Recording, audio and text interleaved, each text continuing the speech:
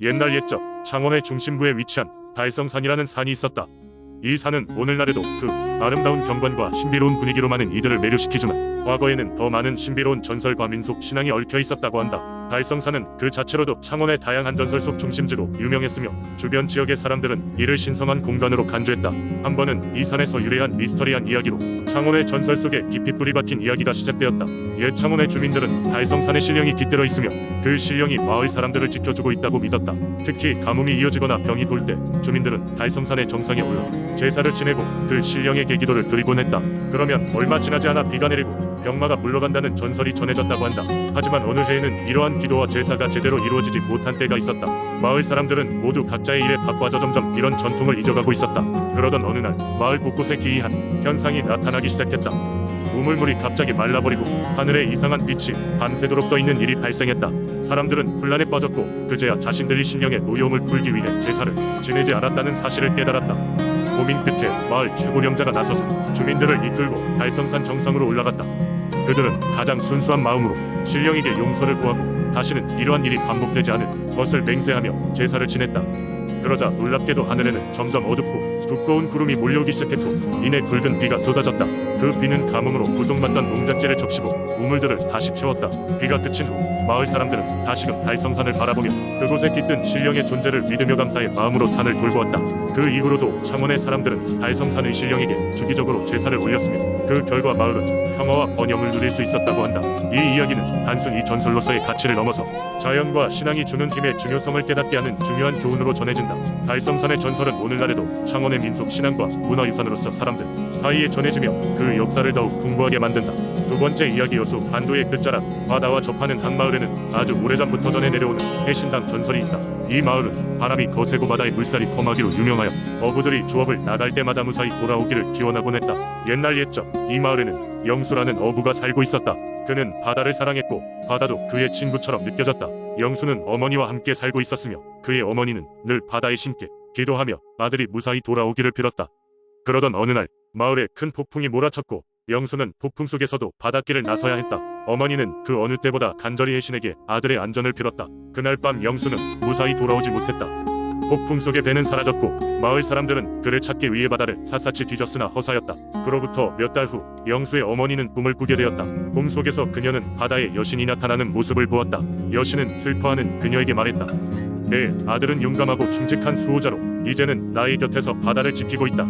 여신은 영수의 모습을 그리워하는 어머니에게 아들이 항상 그녀와 마을을 지키고 있을 것이라 약속했다. 이 꿈을 꾼 후 어머니는 꿈에서 본 장소에 작은 신당을 세우기로 했다. 그녀는 바닷가 암벽 위에 돌로 작은 사원을 만들고 바다를 향한 문을 세웠다.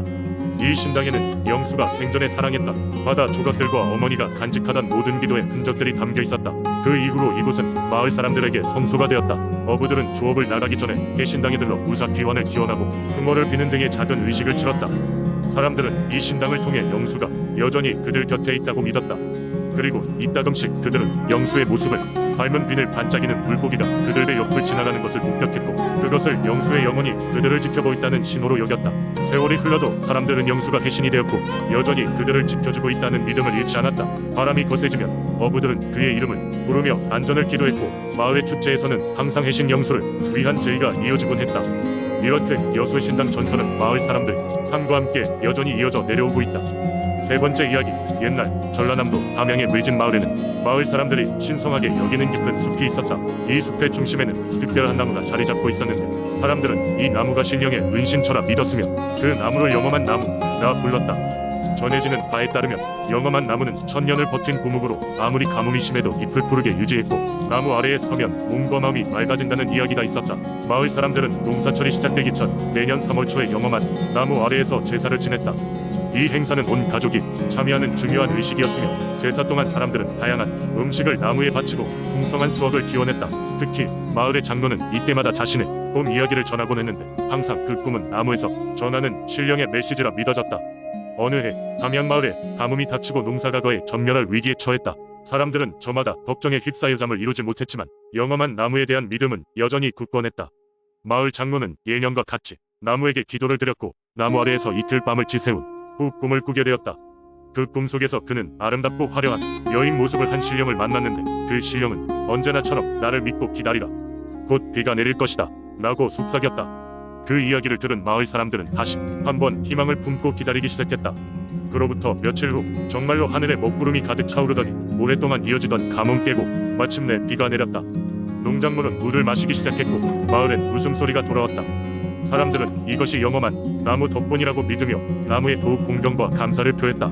그 이후로도 마을 사람들은 매년 영험한 나무 아래에서 제사를 지냈고 그들의 믿음은 한결같았다. 그리고 영험한 나무는 마을의 신성한 상징으로 오랜 세월에 걸쳐 내려오며 담양의 전통 민속신앙이 중요한 일부로 자리잡게 되었다.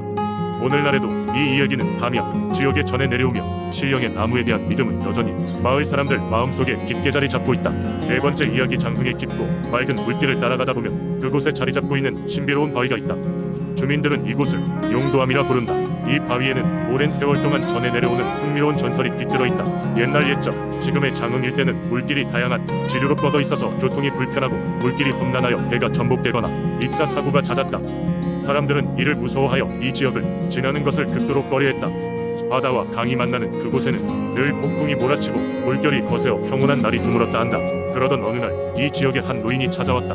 그의 이름은 수인 노인으로 진리를 찾기 위한 방랑자로 유명했다. 수인 노인은 이 지역의 흉흉한 소문을 듣고 마을 사람들의 걱정을 덜어주고자 직접 그 물길을 도전하기로 했다. 마을 사람들은 노인의 용기에 감탄했지만 그를 만류하며 백방으로 말렸다. 그러나 수인 노인은 고개를 저으며 말했다. 염려 마시오. 물길에는 그 나름의 이유가 있는 법. 그런 이유는 해결책을 찾기 마련이오. 수인 노인은 작은 나룻배를 끌고 나서서 용기 있게 물길 위로 나아갔다. 몰아치는 파도에도 아랑곳하지 않고 그는 단호한 표정으로 조타를 이어갔다. 그러던 그때 엄청난 파도가 그의 배를 휩쓸었고 그대로 바닷속으로 빨려 들어갔다고 한다. 하지만 놀랍게도 이튿날 그녀는 물길 위에 떠올랐다. 살아 돌아온 수인 노인의 손에는 한자루용 모양의 황금 비녀가 들려 있었다. 수인 노인은 황금 비녀가 마을을 수호하는 신적 존재의 작고한 형상이라고 설명했다. 그는 이 비녀를 물속의 서용신으로부터 받았으며 그것을 이 바위산에 꽂고 기원하였더니 용두암이 되었다고 말했다. 이후로 용두암은 지역 수호신이 되어 물길의 세찬 흐름이 점차 잦아들고 험난하던 풍랑도 고요해졌다. 장흥 사람들은 용두암을 통해 더 이상 교통사고도 익사사고도 당하지 않게 되었으며 지금도 항해나 여행을 앞두고는 용두암의 제사를 드리거나 비녀를 모사한 기념품을 가지고 다니며 무사 안전을 기원하고 있다. 이 전설은 장흥 지역의 독특한 민속신앙이 되어 세대를 거쳐 그 이야기를 전하는 매개체로 이어져 오고 있다. 용두암의 전설은 사람들에게 신비로움과 함께 자연과 사람의 상호작용을 존중하고 두려워하는 마음을 깨닫게 해주는 좋은 교훈이 되었다. 다섯 번째 이야기. 강원도 평창에는 배국산이라는 장엄한 산이 있습니다. 그곳은 한때 사람들의 수호신으로 여겨졌던 산신령의 전설로 유명합니다. 이날 이야기의 주인공은 바로 이 배국산의 산신령과 그를 믿었던 한마을의 사람들입니다. 옛날 옛적 배국산은 그 경치가 수려하고 자원도 풍부하여 주변의 많은 사람들이 이곳에 정착하여 살기를 원했습니다. 하지만 이곳에 터를 잡고자 하는 사람들은 매번 이상한 일들을 경험하게 되었는데 짐승의 울음소리도 아닌 알 수 없는 소리가 심야에 들려오고 점점 그들의 불안감은 커져갔습니다. 사람들은 그것을 배곡산에 거주하는 산신령의 경고로 여기게 되었지요. 산신령은 백발이 성성하고 노송나무 숲속을 거니는 영물로 알려졌습니다. 사람들은 배곡산에 집을 짓고 농사를 지어가던 중 어느 날 산신령을 직접 만났다고 주장하는 한 노인이 나타났습니다. 노인은 천천히 마을 사람들에게 말하기를 산신령께서 이곳에 사는 조건으로 몇 가지를 요구하셨어 하며 산신령과의 만남에 대해 이야기하기 시작했습니다. 배곡산 산신령은 무엇보다 숲의 보존을 중요시 여겼습니다.